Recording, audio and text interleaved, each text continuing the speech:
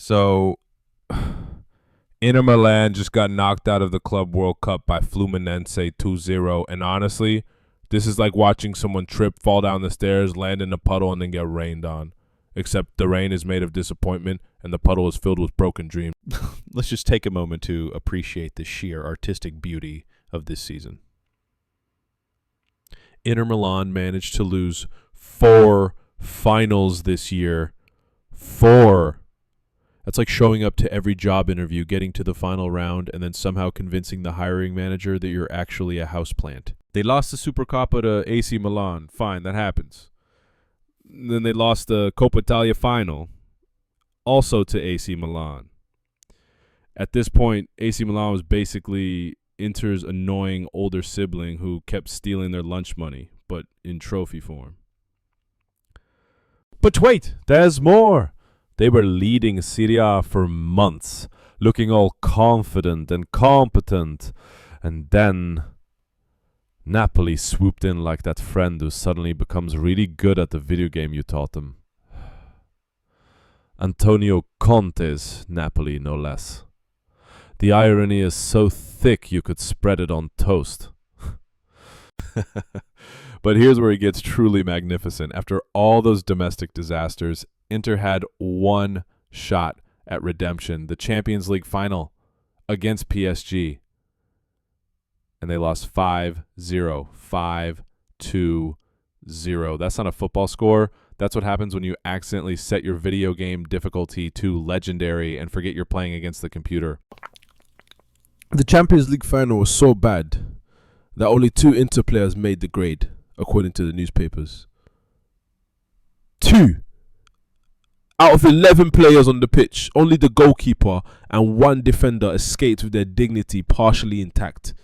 That's like a restaurant getting a health inspection and only the napkins passing the test. Moo! And you know what happened after that humiliation?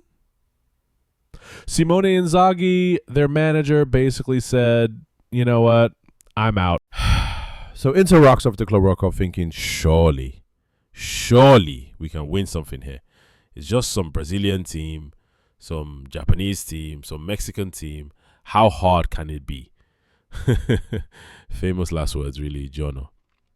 But no, Fluminense, a team most people couldn't find on a map without GPS assistance and possibly a local guide, just casually ended interseason 2-0. Clean, simple, efficient. Like ordering takeout, but instead of food, you get existential dread delivered directly to your soul. Fluminense, a team that probably has a smaller budget than Inter spends on hair gel, just walked into the Club World Cup and said, hold my caipirinha, before eliminating one of Europe's biggest clubs. The beautiful game, ladies and gentlemen, where logic goes to die and chaos wears football boots. This interseason is being called an annus horribilis, which sounds like a Harry Potter spell that makes everything go catastrophically wrong. Except instead of magic, it was just really, really poor defending and an inability to close out important matches. The funniest part about this whole disaster, Inter were supposedly one of the favorites for the Club World Cup. Favorites. Like being the favorite to successfully navigate IKEA furniture assembly. Technically possible, but statistically unlikely and emotionally devastating when it goes wrong. They've now gone from potential treble winners to 0 trophies, faster than I go from, I'll just check social media for 5 minutes, to, why is it suddenly 3 a.m., and why do I know so much about random celebrities' breakfast choices? Time moves differently when you're watching dreams crumble. and the timing couldn't be more perfect. Right when everyone's preparing for the holidays, Inter Milan fans get the gift that keeps on giving, the knowledge that their team managed to lose every single trophy they could possibly compete for. That's not a football season. That's performance art about the futility of hope. You have to feel it for the fans, really. They probably started the season thinking, this is our year, and ended it Googling how to emotionally recover from watching your football team speedrun failure. There should be support groups for this level of sporting trauma. The most Inter Milan thing about this entire situation, they're probably already planning their comeback next season. Because nothing says we've learned from our mistakes like losing 4 finals and getting knocked out by a Brazilian team most people had to Google during the match. Fluminense players are probably still trying to figure out how they just eliminated Inter Milan. They're probably in their group chat right now.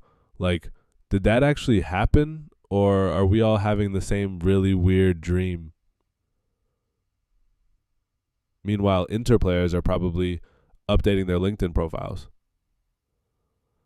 Oh, the beautiful irony is that Inter Milan, a club with international literally in their name, just got schooled by an actual international team about how football works.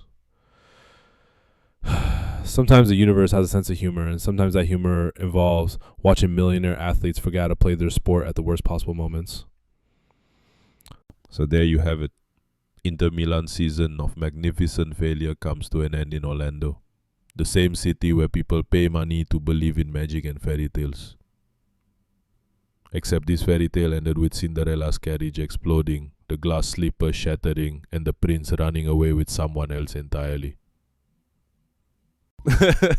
Next season, Inter fans. Maybe next season will be different.